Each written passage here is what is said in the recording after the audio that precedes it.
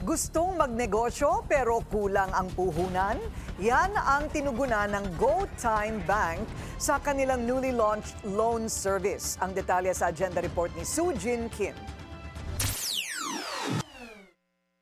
7 sa bawat 10 micro, small at medium enterprise sa Pilipinas ang hirap pa rin makakuha ng loan mula sa mga tradisyonal na bangko. Isa ito sa mga balakid na patuloy na nagpapabagal sa paglago ng mga MSME. They are the backbone of our economy, and yet most of them still can't access the financing they need to grow. At kapag walang akses sa puhunan, ramdam ang epekto. Naantala ang paghahanap ng karagdagang empleyado, nababawasan ang supply ng inventory, naantala rin ang paglawak ng operasyon at madalas napipilitang tumanggi sa mga bagong opportunity dahil kulang ang cash. Traditional lending wasn't built with small businesses in mind, much less digital-first entrepreneurs who operate online, create content and fulfill orders through platforms like TikTok Shop. What many MSMEs encounter instead is a process that feels rigid, feels slow, and very inaccessible.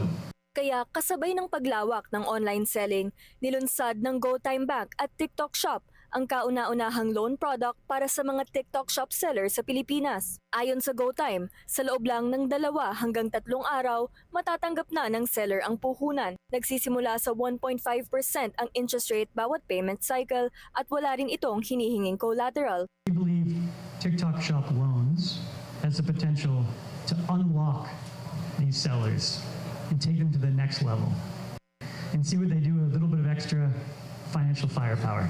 Nauna na ring tiniyak ng TikTok Shop na ligtas ang paggamit nito. We are a regulated bank in the Philippines. So everything on this as part of this product is fully regulated and compliant with National Privacy Commission regulation as well as BSP. At para sa mga seller na mag-a-avail ng loan, maaari silang pumili ng flexible terms na mula 3 hanggang 12 months na akma sa takbo ng kanilang negosyo. Para sa agenda, Sujin Kim, Billionaire News Channel.